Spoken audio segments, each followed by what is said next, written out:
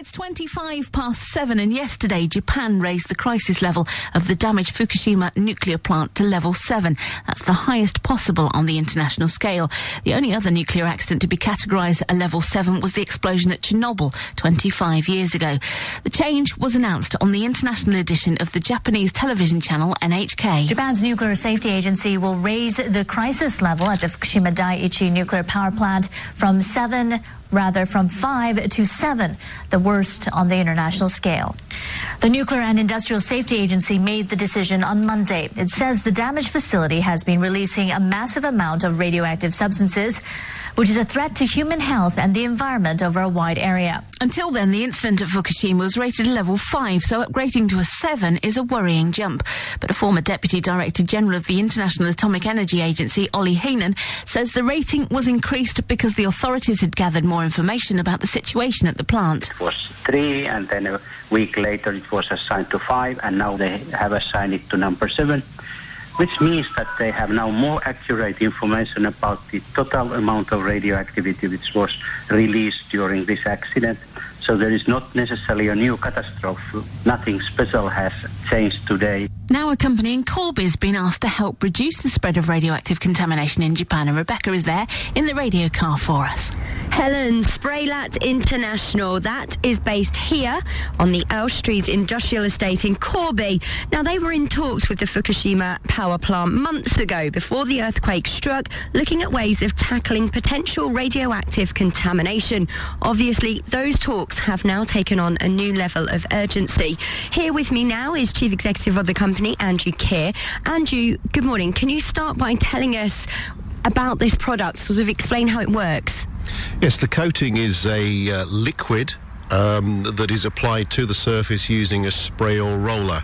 And once the coating dries, it forms a tough, skin-tight plastic film that will prevent escape of radiation, and more importantly, it will lock in any contaminants.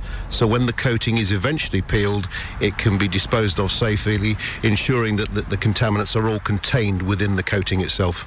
So we understand that you were in talks with them before the earthquake struck. So how did you hear from them again? Were they quick to get in touch? Yes, they were very quick to get in touch, and in fact, quite frankly, we were very relieved to hear that they were safe and well, because when we looked at the map, we could see their location was obviously very close to the earthquake. They have been back in touch, and we have sent off a number of other samples, and we're now working at looking at protecting the machinery and as possibly the local neighbourhood as well. And in terms of the product, even when the level of threat is so high at level 7, it can still work in any conditions then? Yes, it can. Yes, the coating will prevent the escape of radiation. And so when are you starting to help? I understand you've sent some samples, but they want quite a lot of it quite quickly, don't they?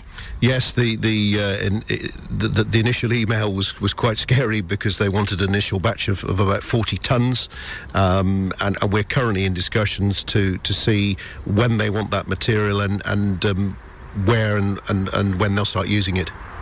And also, you were just telling me that this material can be used for other things, and you're actually looking at supplying some of it to the Olympic Games or the Rugby World Cup, and there's lots of sort of things in the pipeline for the company. Yes, it has other uses as well, other than in the nuclear sector.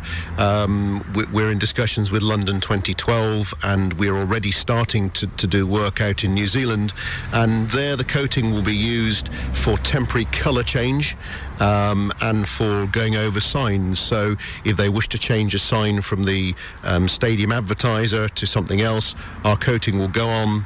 The new advertisement will go on top of the coating, and then after the event, the coating is simply peeled back, going back to the original sign or the original part of the stadium.